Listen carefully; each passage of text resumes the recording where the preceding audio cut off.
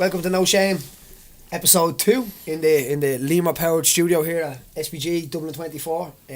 That week absolutely just flew through. But we're recording on Tuesday, so I think we're recording on what day is Thursday? Thursdays. So I think we're getting them out on Tuesday. So every time gotta keep up that consistency and getting them out. So we made sure we worked out the time frame before we actually started announcing the time frame, because you say Tuesday, it's like Dustin, isn't it? We won't say which Tuesday. So today I have Danni Neilan here with me. Danni Neilan is Roscommon's own mixed martial artist, number 2 in the world IMMAF silver medalist. I can see you smiling over there saying that. Stop saying all that nice stuff about me, but it's the truth. So over the last week, I'll let you introduce yourself a little bit. So Danni. Yeah, so I'm Danni anyway. I'm from Roscommon. And I guess I've been doing MMA for 3 years now. This January will be 3 years. So it's been a bit of a whirlwind couple of years. And I suppose it all came to a head last week in the Worlds. Definitely came to a head. I can see you still have stitches, still have maybe 3 black eyes. No, you still look great. You still look great. Thanks. Yeah. But so the idea of you go to Bahrain. Yeah. And the process towards that, even like you have to, you've got to generate your own money, because we don't have a sports council for Irish mixed martial artists. Absolutely. Well, we heard a couple of months before going over that we might get a uniform, which we didn't get. We actually got t-shirts that said Ireland on, that our coaches paid for. So that was the most we got, and it was actually just funded by our own coaches. So we get absolutely no support, and we had to create our own funding. So I set up a GoFundMe page, which absolutely flew off the wall. I can't believe how many people supported me. It was ridiculous. I exceeded my target on that, and then some people just met me and gave me handouts as well.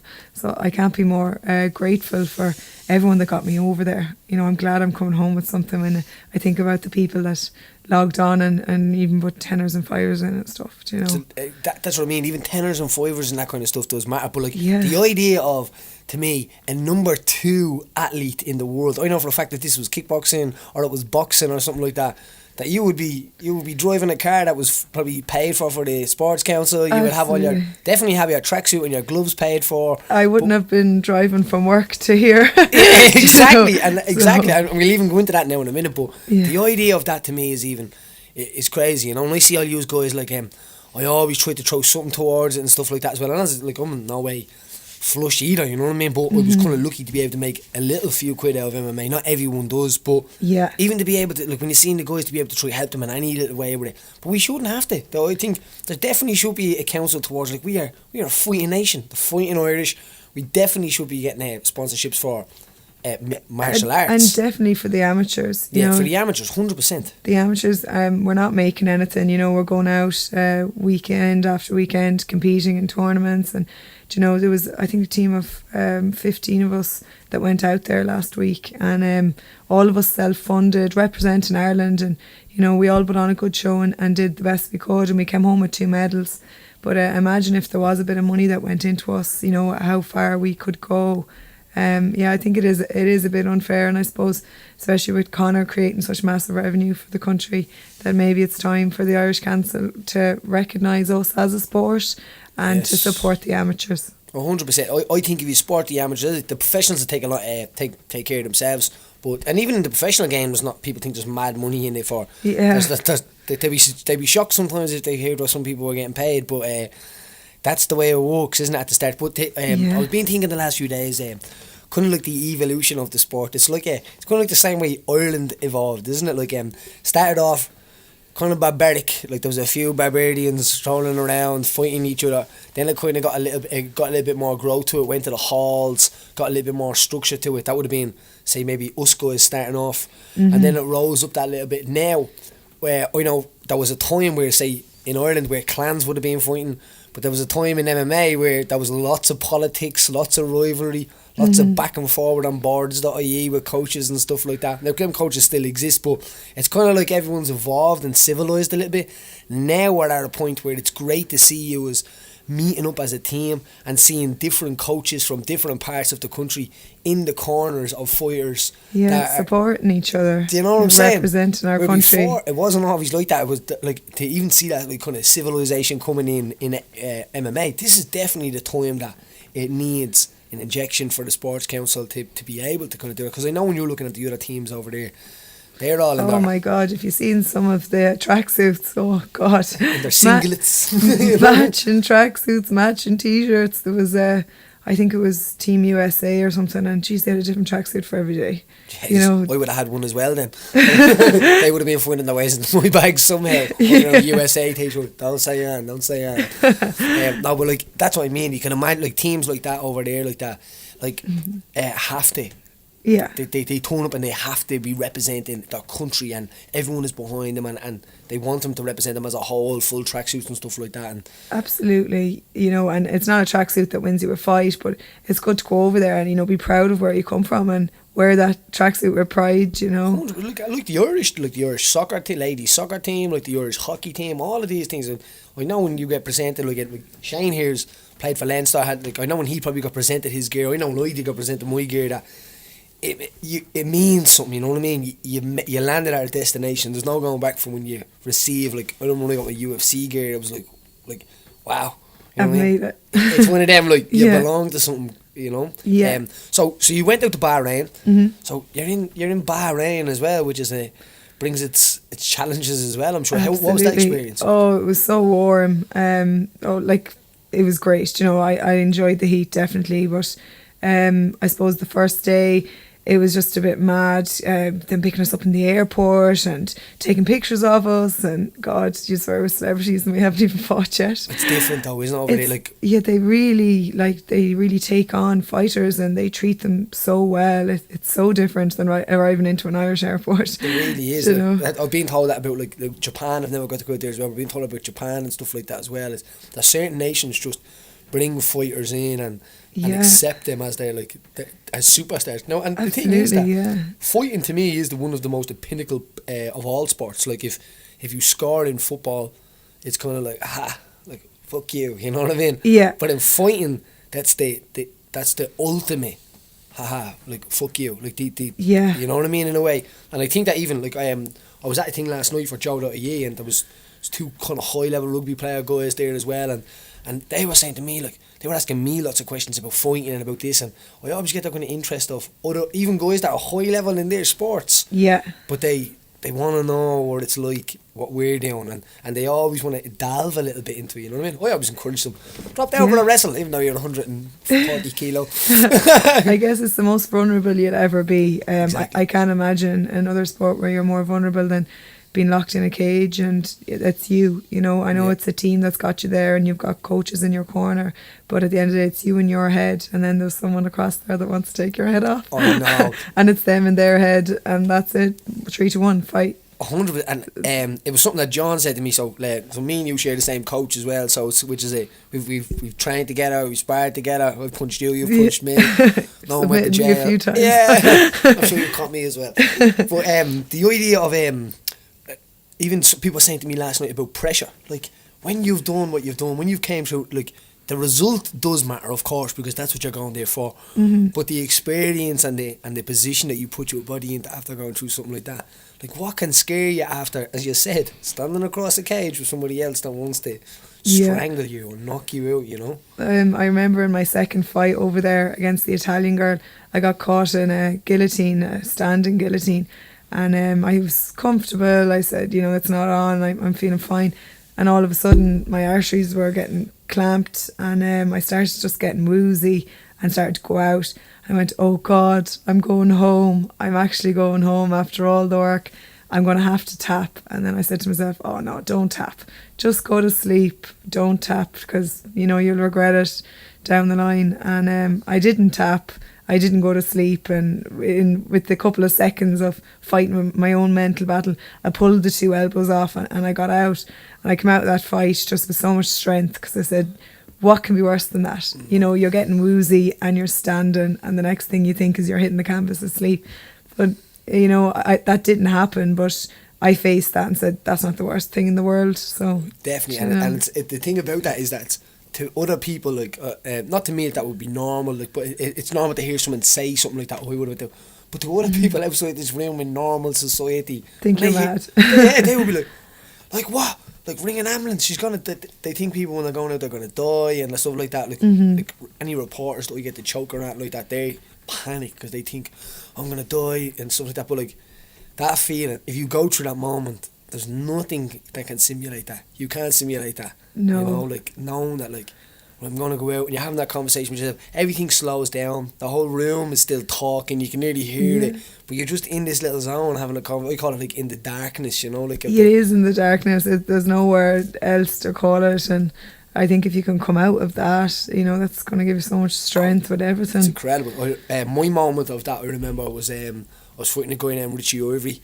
And I was taking a bit of a hiding in the first round, and in the second round I came out and I threw a knee, but he took my back somehow, I don't know, but I ended up face down and getting flat out, and I had the same idea where, oh well, it's over now, you know what I mean? And like, you're like, I should tap now, and you're like, nah, I'll give it a little second, and then I think if you just go past that little idea of like when I was just about to tap, that there is something after that. And he kind of slid his hand down, I was just to catch his hand and unpummel out. But I remember after that, like, getting this big surge of energy like that you're talking about there, you know, like, and going forward, I suppose, just having to remember that then, and you know, when I'm caught in a really bad corner, or you know, I might have lost 2 rounds, I'm going into my 3rd round and I get taken down straight away, I can still keep fighting until the bell goes, you know. And like, I learned that over there. I can't put value on that experience that I had last week. Like, a silver medal is one thing, but the experiences I had in 4 separate fights, there's just so many of them, I feel like I should write them down, and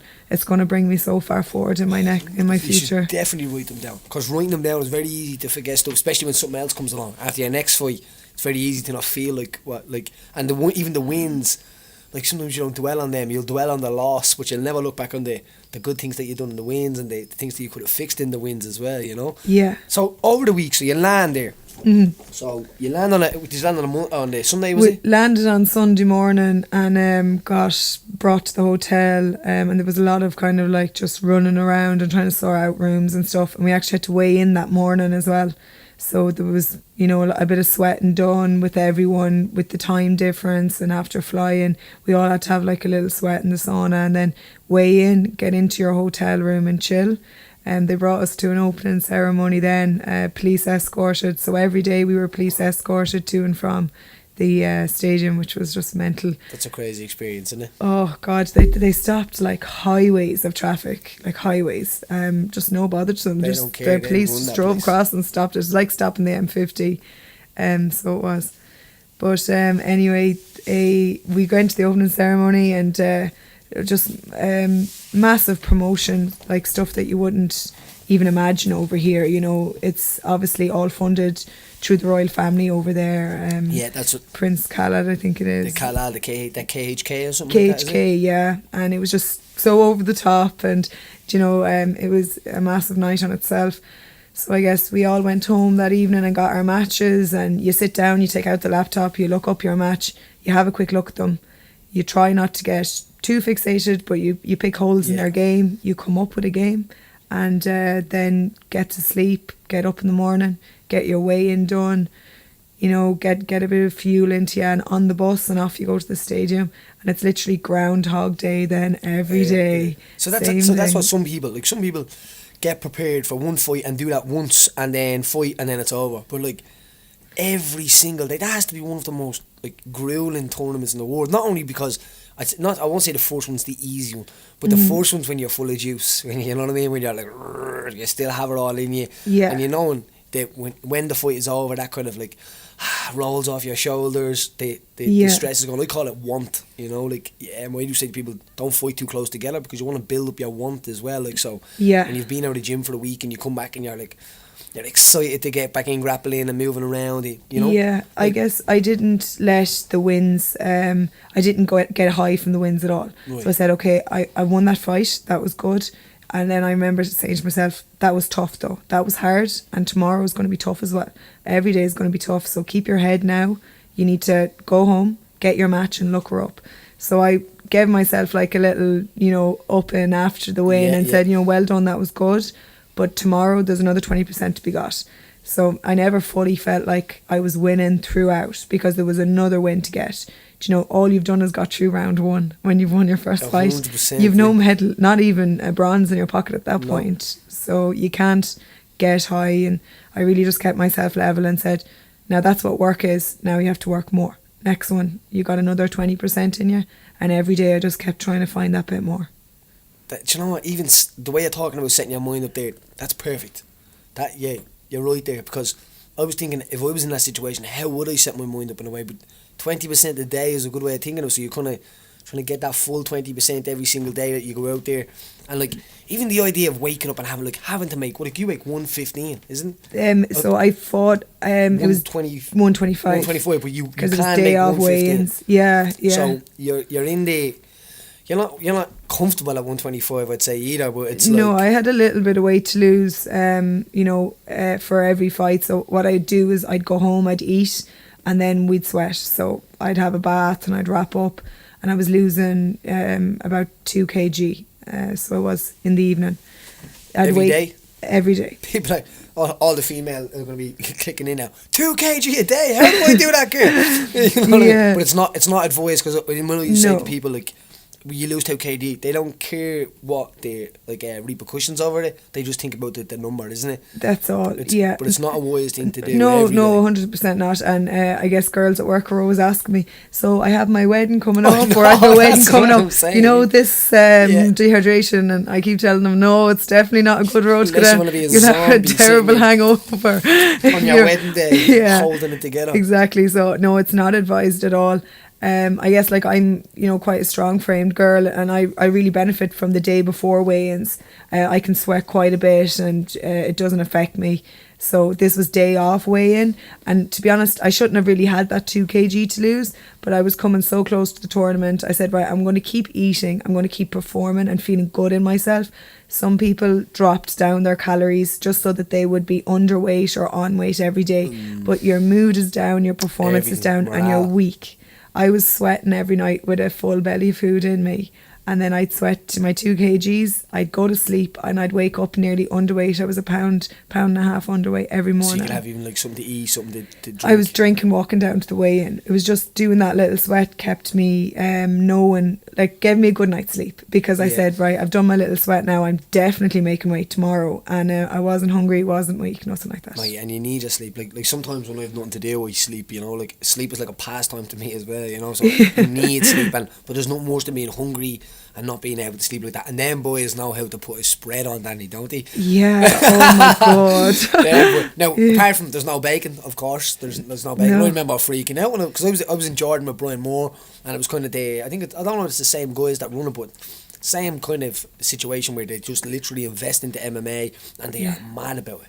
They're crazy about it. They're mad to feed you. They're mad for us not to make weight at all. Stop. I must have put on about 3 or 4 kilo. Like, there's these little desserts, and they're little small desserts, and it's like a whole cheesecake goes into your mouth as one. And it's like you can just eat a cake in one bite and taste every layer of it. Yeah. You're like, I don't know about that, because I was making weight. I was eating Brian's just to look after him, to make sure he didn't eat eat very them. kind, yeah. You know what I'm saying? But like 3 and 4 times a day, you're putting on these spreads, and the way they looked after you was incredible. It really was. Definitely. Like, and I think also I didn't know how it was going to work. How does it work with, like, because I know in Cage Warriors, I think it was out there that when females were fighting, they had to wear like leggings and stuff like that. Was that all just? No, that was all. There was none of that. We were worried going over. I was even worried about how I would share a hotel room with my boyfriend and my brother, who were both coming with me. Exactly. And they're 2 guys that keep me very level, and I love having them around me. It's like a good mixture of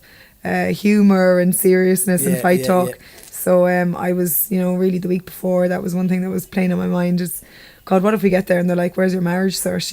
You're not going to this room with these 2 guys. And it can happen like that. Like, that literally is like it can happen. You'd be stuck in a room with a girl that you don't know, or another girl on the Irish team that I could possibly be even competing against, because there was another Irish girl in my division. If I know any experience about MMA and females, they do not get on.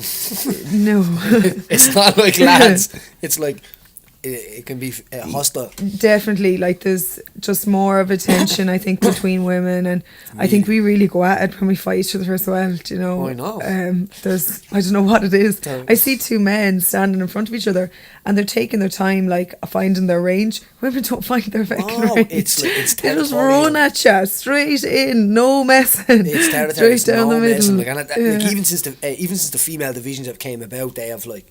They put the lads' divisions on notice, you know. Like I've cornered some of your fights, I've seen some of your fights, and I've been like, holy shit, you know what I mean? Like, kind of like some of the stuff that you've did, like I think where were we? Was it Preston or something like that? Yeah, Preston, like, and that girl, like, and she was a good fighter as well, you know. Yeah, and literally your game plan was like perfect, you know what I mean? It was like close at distance, when she fires back, level change, exit on that takedown, and just kind of.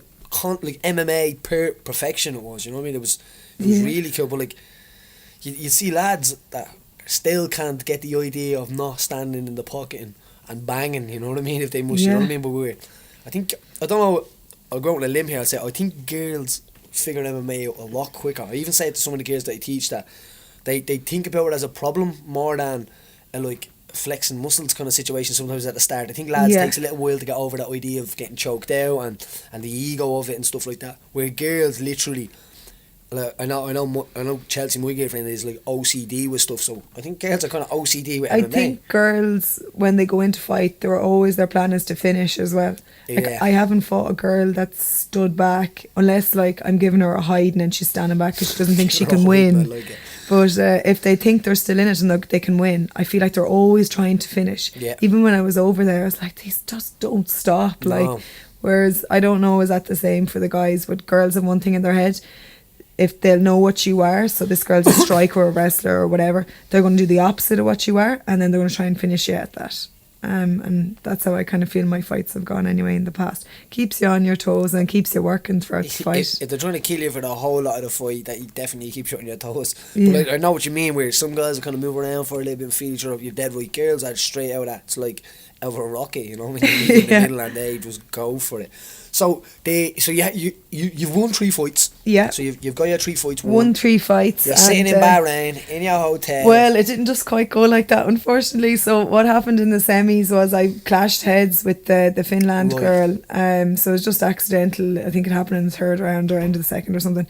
And literally the fight's over, like a ball of emotion and so happy, but I realised when I was in the medics room, they were all kind of talking around me, and I got the vibe, oh, maybe I'm not fighting in the final. And straight away I got like my back up, and I was like, you know, what's happening? I'm fighting in the final. Do you know, I just didn't feel like I knew what was going on, and they were all, none of them really thought I would be fighting. Different language as well.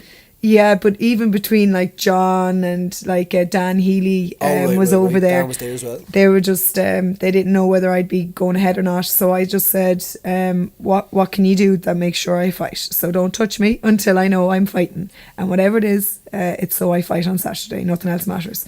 So there was a plastic surgeon over there, a girl called Fatima, and she stepped in and says, what I'm going to do is suture your head. So it was like an envelope cut that went across my forehead. So she put like 20 sutures in and just kept suturing it from the inside out. And then she said, I'll glue the outside together and won't put any external stitches, which gives me a chance of fighting. So she says, I can't say you will be, but this is your best chance. So from there then I was sent to the hospital for a CT and back to the hotel, and Dan Healy came into my hotel room, and I didn't look great now, I'll say. It wasn't my best moment. My head was fairly swollen and I was a bit out of it. And he said, to be honest, I don't know where we're going with this tomorrow, but if you ice an arnica all night and sleep upright in your bed, so we ordered in like 9 or 10 pillows, then he says you have a chance. So that's what we did. So all Friday, Thursday night and Friday, was it was like just like army camp in the room with ice and arnica, and the poor Bahrainian guys were bringing ice buckets in every hour because they kept bloody melting.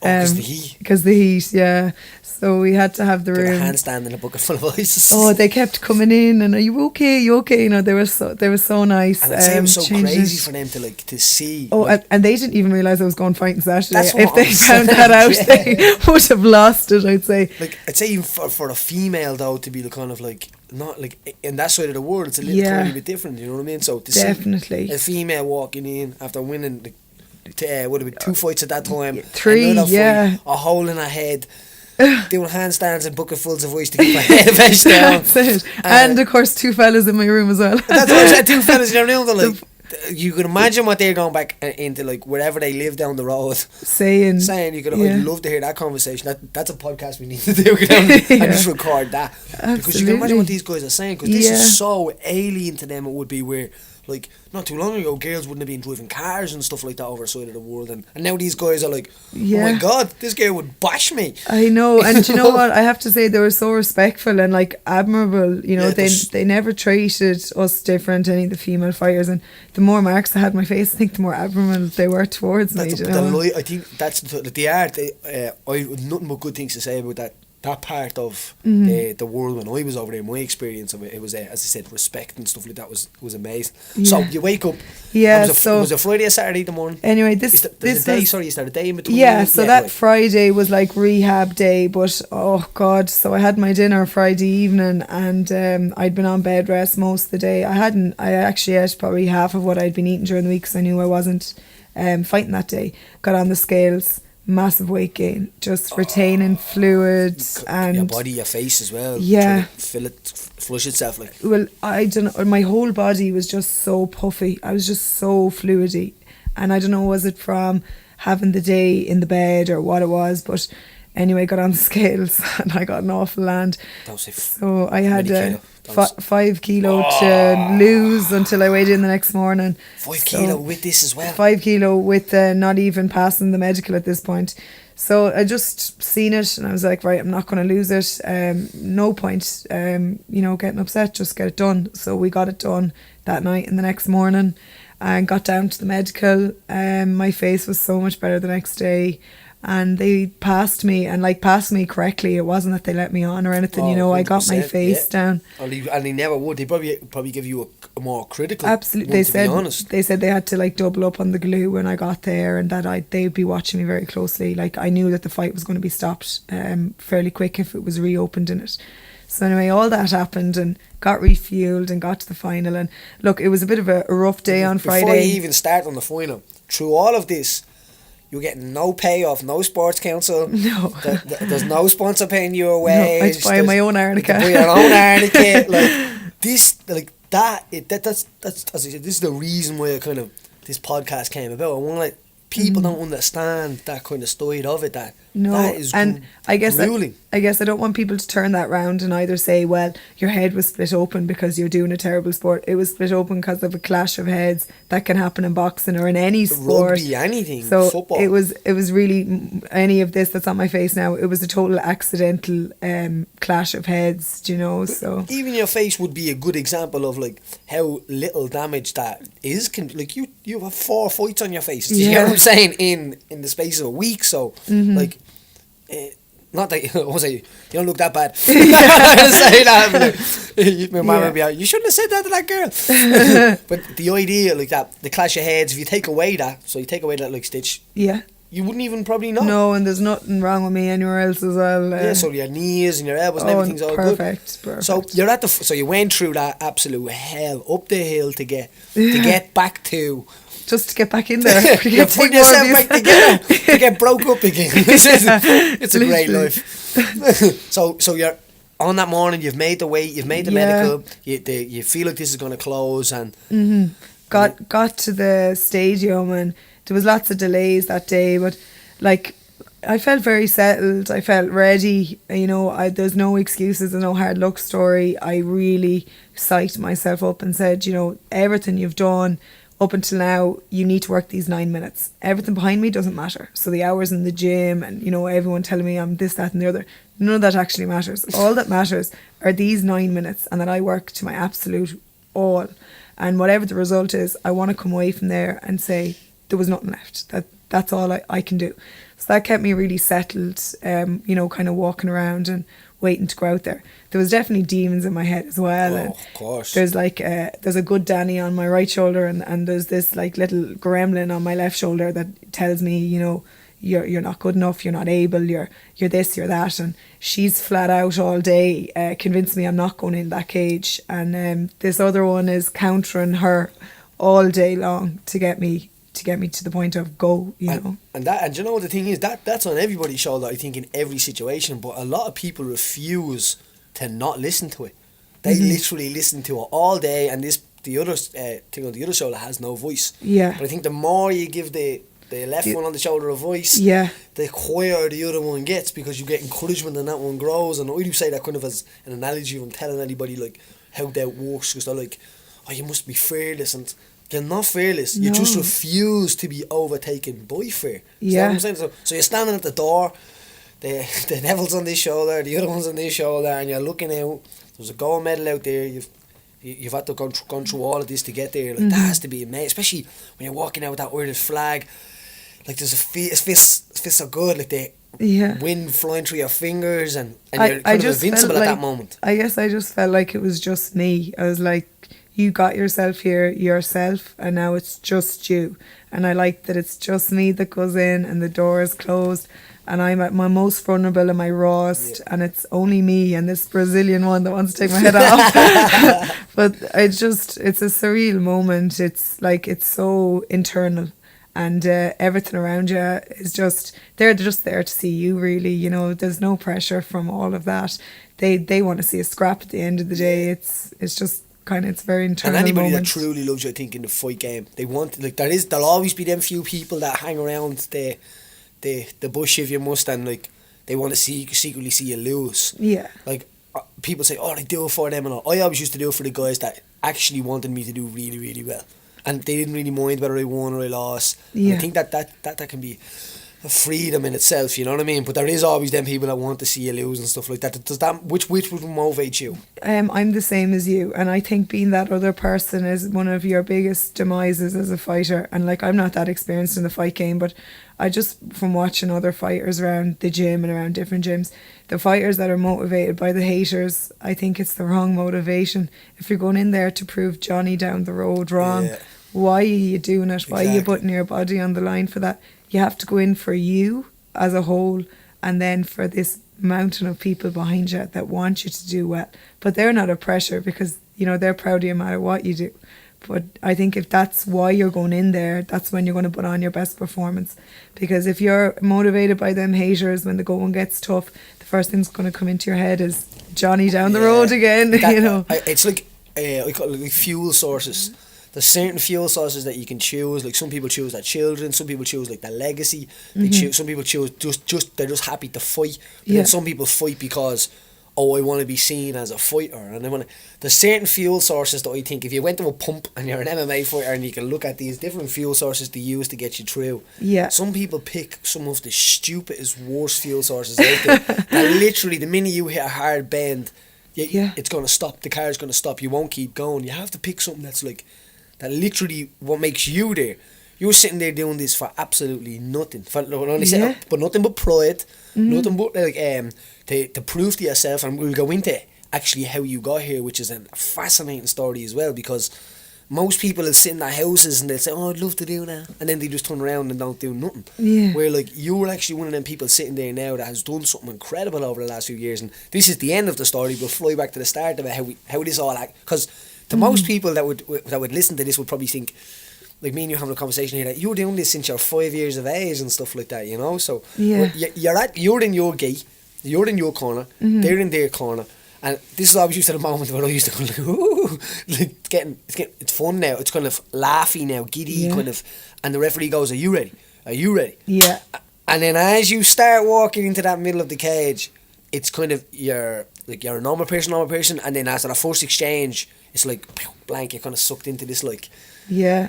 Like, is that how you get it, or is it? Yeah, like I definitely enjoy it. I love looking across at them, and I love looking into their eyes and seeing what I can see in them. And I just feel that they all have vulnerability and they all have weakness. I think all of us do, but when I just see that little bit of weakness or vulnerability, it empowers me to know, you know, you're going to be stronger than this girl. And it's we both have, to a certain respect, the same skills. We both do the same amount of training. We eat the same food. You know, if you looked at female fighters over in the World Championships, I'd say we all you know, on a line do pretty much the same thing, but you know, I need that edge over that girl, and I think that's my head, and that's my determination and my toughness. So I need to look at her. So once I've had a good look at her, and I sense, or I can smell it or something, that little bit of weakness, I know it's there for the taking. And then I always just charge, like, not in a mad way, but I always go and try and meet her in the centre, or even better, try and meet her in her corner. And I don't care if it's her corner or it's my corner, I'm going to meet her.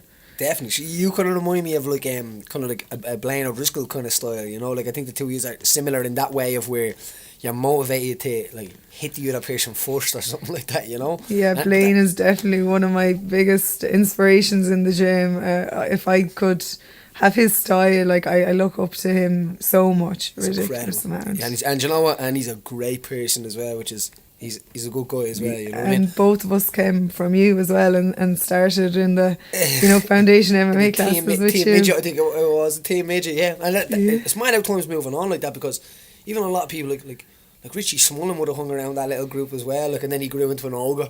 And like Tommy big, Martin and stuff like that as well. Like, it's mad to see how them guys have kind of like filled into their own bodies as well now, and are doing so much like different stuff now, you know. Yeah. But like Blaine and you were a nightmare in that little group as well, you know. Like, just little engines, but you need that. You need all different sorts of styles, and like it's mad to even think that you were fighting at the same weight class that I was fighting at. Yeah. And like, I know. and you were making that like every single day. Yeah. Like I definitely wouldn't have been able to make it every single day. Like I'd make it probably once every 3 months.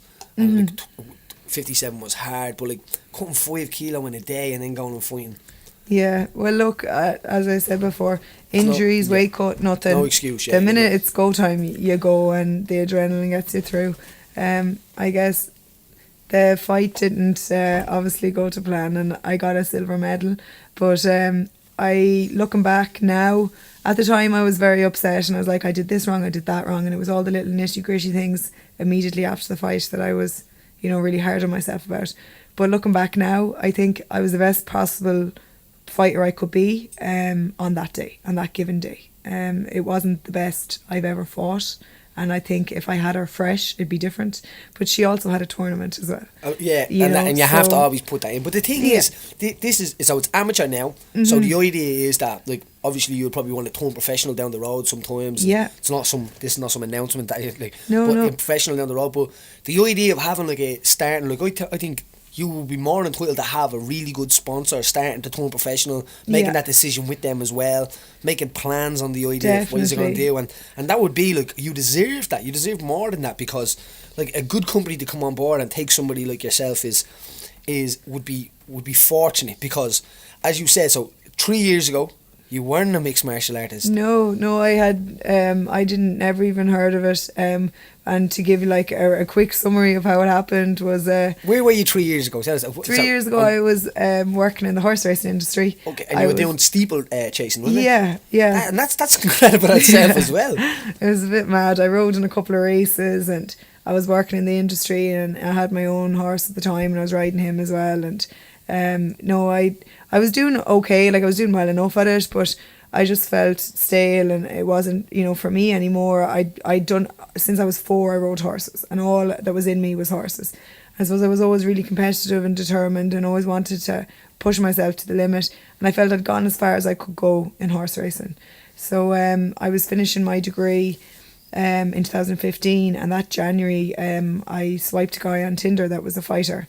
I won't say who it was. But, Tinder. The second episode of Tinder's been around about 3 or 4 times. We were talking about Tinder Moscow last episode. Yeah, it's supposed to be the best country in the world for Tinder. No way. Yeah, I wouldn't know anything about that now. Well, look, if you're looking for a change in your life, you wouldn't know.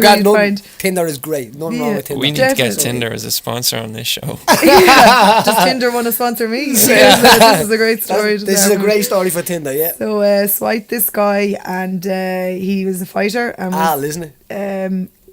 Al? Who it was? The guy you swiped? No. All right, go again. Go again. Oh, shit. Like, who's Al? Go again. No, Alan's my boyfriend now. Yeah, right. Yeah, no, it wasn't him. He's glad that I got rid of the other fella. It was a different Tinder. Yeah. Anyway, he told me all about being a fighter, and I was just intrigued, and I thought, God, this is a mad sport. Like, I never even knew who Conor McGregor was. And then I was listening to this, I was like, Jesus. So I started looking it up and said, God, I bet I could do that. Like, I'm strong and I'm competitive, and let's get rid of the horse and let's just be me. Because when it's me and the horse, it's my performance and their performance, but let's just have it just be me. You're not making the cut horse. No. Shagger, you're gone. Yeah, they got the jag, so they did. They got rid of. So anyway, I joined a local gym and just started rolling with a bunch of Polish guys. And I knew, like, from the first night I rolled, I was like, yes, this is for me. And I think within a couple of days I looked up who the champions were, and I decided that I was going to be fighting Ronda Rousey in the future, but sure, she's nowhere near my weight category. No, anyway, and at that time it's so innocent, but do you know what, that is the first step on the idea to something. Yeah. Like, you don't set out, you don't know all your goals when you decide that you fall in love with something like that. Yeah, you know and I don't know if everyone else does it that way, but I know straight what weight away class would you be in I then wanted as to. well? Sorry. Oh, Ronda's weight. So you would have yeah, been. I was up, like 70 That's what I was kg about or to say, 72 kg, and do you know, I was weighing in 56 the other day, so it's a huge journey in weight loss as well, isn't it? massive. And like, I guess that's was, you know, I was in a rut in my life. I was finishing my degree. I was just trying to get through the degree, get out of horse racing, and do you know, I was definitely suffering from anxiety, and I was in quite a low point. So joined the gym with these Polish guys, you know, really got a love for it and finished out my degree. And from there, I went on holiday with my brother. He brought me off to treat me for just finishing up college, and we travelled the west coast of America. And at the end of that trip, we went to Vegas and for Conor and Mendes. And it was there that after the fight, I was waving my phone outside a barrier and seen John Kavanagh. And he came over and I told him I was a fighter, or no, that I wanted to be a fighter. I don't think I would have said I was a fighter at the time, and that I wanted to join SBG, and you know, I thought I was going to be good. And he humoured me and listened, and he was very nice. And from there, on another night the same week in Vegas, another drunk night, we decided, myself and my brother, that I was going to move to Canada with him. He was already living there, and he said, don't go home. You know, you're in a rut at home, you're at a low in your life at the moment, and he just wanted to bring me with him and look after me. Fair play to him. So yeah, do you know brother. what? I can't speak highly enough of him for everything he's done for me. So he brought me anyway to Canada, and it was there that it really came to the forefront. Oh no, actually, I need to start dealing with my mental health a bit better. That you know, I really stuck to him. I got homesick and quite anxious. Kept training MMA out there with a bunch of Canadian wrestlers in Checkmat, Adam Ryan's crew, they're called. But they were brilliant. So they brought me along another step of my journey to increase my skills. And it was, I think, the end of November, I decided I'm done. I have to come home. I'm just so homesick and I'm in such a rush. So on Stephen's Day, we flew home. We hadn't the money to come home at Christmas time because it was so expensive. And my brother came with me. And I remember coming home on the flight, I said to myself, right, you were in a rut before you went to Canada. Canada didn't solve things. You still haven't dealt with your problems. So you need to do something about it. So I said, I'm going to get a job that I enjoy and that makes me financially stable. I'm going to join SBG and join the best fight team in the world with you guys. And then I said the final thing was, I'm going to be happy if it kills me. I'm going to make myself happy. Do you know what? That's so nice to hear that, you know, because I only said that in the way in the cars, that like happiness cannot exist, or sadness cannot exist where happiness is. Like, you have to choose to be happy. It doesn't find you. No. Doesn't it? So, and sometimes it can be a struggle and you have to push yourself into it, but you need to make it happen, you know. 100%. Like, it's a choice to be happy. Like, I know I found that because there's no doubt we've had ups and downs and roundabouts, and it's nice to hear because you're going through the same. Look, I've went through it, so everyone goes through some shit at some time. Yeah. But the thing is, not just people. They say like you have to have people around just to pull you out of them things.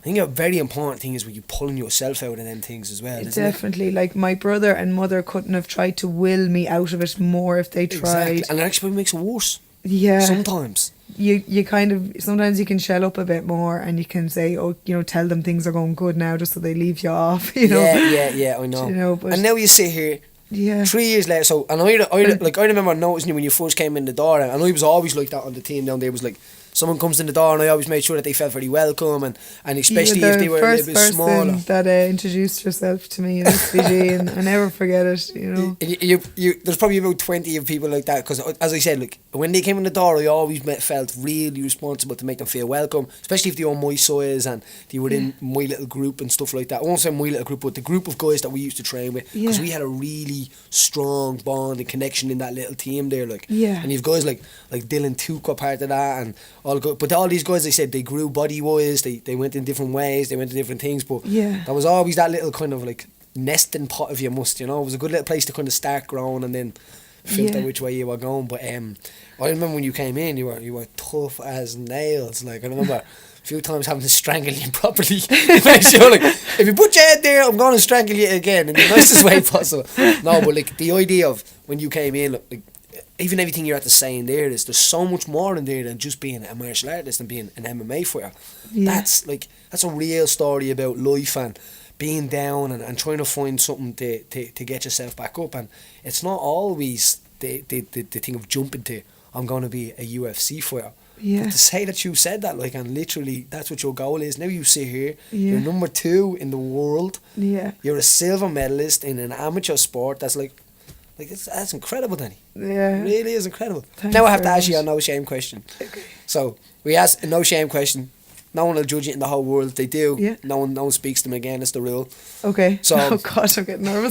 More nervous than I was for the final. Because of your journey, and I was going to say it to you. So if, say, somebody came along to you now and handed you 10 million euro, handed you everything, all your goals, everything that you need to give this up and leave it, and not only that, but erase everything that's happened to you that has changed you to be who you are now, to probably put you back where you probably were, like, as in your rut, but you have money in your bank and you have security and you have all that, but you don't have like the stitches on your face and you don't have these things and experiences. Would you give it all up for that? 100% no. Definitely not. Like the money 100% means nothing to me. It's my small little net of people that have my back, and it's the little moments in the day where you're laughing and joking and meeting people like yourself. This is what life's about. It's not about a flash car outside or 100%. House. Don't get me wrong, I'd love a hot tub. I always say it when I get a house. A hot battle sword, I've 2 more for you. I seen a little dog as well on Instagram. Yeah, what's Koa. his name? Owe? Koa. Yeah, it means gorgeous. Brave. Oh, does it? Yeah. Brave. Yeah. He is gorgeous, he is. So, if your house was on fire and Al was in one room and he was in the other room. This is a really tough question. Would Koa get out or would Al get out? I know how to answer this. So Alan will look after himself. Whereas Koa is not able to open the door handle, so I'd have to go from her. But I'd give him a shove first to make sure he's awake. And say, you need to sort your shit out because I'm going to get the dog. That would be Chelsea with me as well. When I was talking to Chelsea about actually asking you this question, she was like, oh, don't ask me this. You won't want to know the answer. You know, and I know that the answer. I would be burning in that house. The dogs would be outside. Last little one. Have you ever had an argument with Al where you knew you were wrong, but you just didn't say anything anyway? You know, when you get halfway through an argument and all of a sudden they make a good point and you know that you're in the wrong, but you just refuse to admit it and just say, I'll just let him suffer anyway. It's a female thing. Definitely. I'm very good. I'm definitely good when he pulls me up on something of like coming up with reasons why I had to do it. I'm really good at getting myself out of it, but I always feel bad later in the evening. I'm like, oh look, I'm sorry, I was wrong. But at the time, I love coming up with a reason why I was crazy. You know? Oh, trust me, I have them all. I have like it's the level of crazy that you can deal with, I say, in your relationship. If you can test that crazy. I wish they came to the first day and showed all that craziness, because then I can say, I can do this one, I can deal with this crazy, but there's certain levels that you just can't with. So I'll bring Robin. What have we got here, Robin? We'll go through some stuff here and we'll see what. Yeah, I hope a little bit more. I know some of the answers to it. That was absolutely amazing there. Look, just to even hear that, that's what this is. That's what I did. That's what this is about. Inspirational. It's a great story. Thanks very much. I look forward to following the rest of your career. You see Robin over there flexing every time you're saying something. He's like, yes, he's next now. He's next. Right. I think it'd be good to start with MMA this week, given the background of both of you. So, actually, I think it'd be interesting to start with Cyborg Holohans. That fight's been made in the last week. Just be interested to get your opinions on that. About bleeding time. That's what I would say. Like, there's so many fights being made and coming up with, like, Holohan. I was actually only watching that video. Remember the video where the guy's like, I love you, baby. Oh, And yeah. it's going alright. Sheen was hate the Irish after that song. That looked like the most awkward, like, 10 seconds of her whole life, that did. But she's a great fighter as well. But Cyborg, what weight are you fighting at? Featherweight? 145, yeah. Yeah. 145, but like she makes that, but still it's a struggle as well. Yeah, Holly will make it a lot easier than she will. My opinion on it is Holly Holm is a different beast when she puts her mind to something. I think she focused her entire career on beating Ronda Rousey, and after beating her she lost her way a little bit, that it was her sole focus. And I think this goal is nearly as big, if not bigger, than beating Ronda. So if the very best of Holly shows up, there could be a fight in it. I think Cyborg does cut a lot of weight, and I'd love to see her brought to the depths of despair and tiredness, because she's so much muscle mass, she has to gas. Oh, she has. You got to make that girl gas. And even watching her making weight that last time, I know it's probably talked about, and all. Like, And that was 145. That's what I'm saying. That's incredible. You know, like, she's crying on the ground. She's like, how could you love something as much after that? I know Holly will probably be like rejuvenated, you know what I mean, in a way of fresh at the way, and I think Holly could probably edge that. She'd be in my humour. She'd be in my She needs to survive the storm. The storm at the first round. And if she wins that fight, is she the greatest ever? Holly Holm? No, I don't know. That would be very hard to say. Greatest ever takes a while. How many? Yeah. I mean, if she gets a win over Ronda and she gets a win over Cyborg, is there anyone else who has that on their CV? See, it's the idea of even getting the wins on them days doesn't make you the greatest ever. The idea of consecutively turning up and doing that over a lot of times. Yeah, I agree with makes you the greatest. Yeah, absolutely. So, closer to home, coming up next week, Aldo and Holloway too. Holloway saying Aldo lost his motivation. He wants to go into boxing next, I think, after this fight. Aldo does? Must be looking for a few quid, is he? Must be, yeah. I don't know. Maybe he wants to rematch Conor and How do you think that's going to go? Boxing was? No, firstly, I think Holloway takes it again, to be honest. Aldo was just Aldo was so much up on a pedestal to me until he started acting the way he was acting after the Conor loss. Now, if you are, same again, the greatest ever, true champion, you have made people feel like that a lot of times as that person. So it's not fair to say that I'm not going to accept that feelings when it comes your way. It's a two-sided coin, you know what I mean? And you have to swallow it whatever which way it goes in, and that's the way it works. So I was a little bit very disappointed with Aldo's attitude towards that, especially where he comes from, how he represents his people. It's some of the stuff he comes out with is crazy, and he's kind of he's bitching and moaning if you must, you know what I mean? Now he did come out and say something about Conor the other day, kind of backing him up in a way, and maybe that's an olive branch that he was reaching over, you know. But I think but Max Holloway as well. There's two fighters that fought Conor and Conor changed their whole world because they went through the experience of. But Max Holloway, I suppose, relished from it, you know, and he grew, and Aldo go either way, can't you? Yeah. No, he's actually went. That's what he's saying. It's a good example of someone that took the lesson and grew from it, and someone that took the lesson and let a bitterness. They wanted someone else to fail and you know what I mean, fall over. And it kind of, you see that rotten. It's a good example of how that can rot you, you know. But I put my money be on Holloway. I like him. He's a good guy too. Yeah, definitely. That'd be an interesting one. So just on that card as well, 219, Overeem Ngannou should be an interesting one. He's an animal. I fought on a card years ago in France with Overeem's brother Valentin on it, right? And I was only tiny. It was my second fight or something like that, and it was in a mad stadium out there fighting this maniac. And I'm sitting outside the hotel the night before, and Valentin's sitting on the step, and I'm in shock at this guy. So we were going around all week with him, kind of clicked to him a little bit, and he's this big, huge, massive Dutch heavyweight, and I'm this little skinny Irish Duns boxer wearing guy, you know, at that stage. And I'm weighing in on my Duns boxers, and Valentin has his Gucci, you know what I mean, pants and all on. And I remember being just so overwhelmed by him. But Overeem's, and he was such a nice guy, my Valentin. sick the day before, and he said, I need to kill this guy quick. And I'm like, why? He must stand outside the hotel. And he's like, oh, he was sick last week, I've no cardio. I'm like, you madman thing. Imagine going to a fight not knowing that you're at the cardio.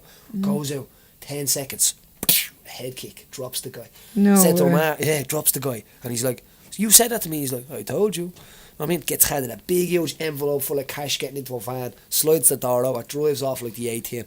It's like, he is so cool. You know what I mean? That's He was so class. cool, but over him and his brother, I think, like, they've just been fighting all over the world. They don't care what promotions. They've been about the paycheck from the start. If the paycheck's big, I'll turn up and I'll fight. That's, you know?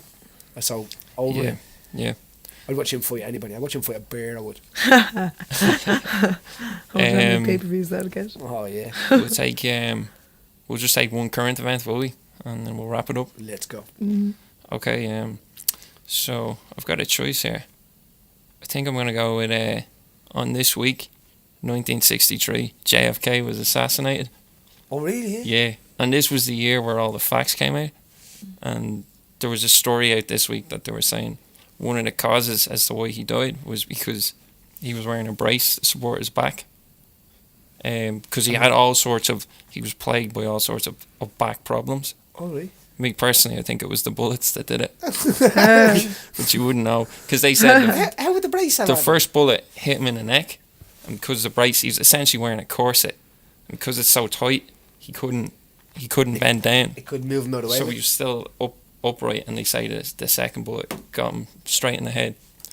It was a bit disappointing because when they said they were going to release all those files, I thought we'd be more up to date as to what actually happened. But I think the key takeaway from all those secret documents was that he was wearing a corset. There's definitely more documents there, I would say. It was Chris Fields put something up. Did you see that about 9/11? I did. No, I think he was only doing it to wind the whole world up, and it worked. Yeah. You know what I mean? Going on about, like, if you think the 9/11 conspiracy was a conspiracy or I think an inside job, you're an absolute idiot or something like that. You know what I mean? Like, and everyone's like, "Rah!" Like, and look, I don't believe in conspiracy theories, but I don't ignore stuff either. Yeah. That JFK, I've watched like a documentary on that, and that's mad, isn't it? Like, that is a weird situation about your man Oswald and stuff like that. And did you hear the way they go down the road about, like, it was supposed to be over, like, Marilyn Monroe?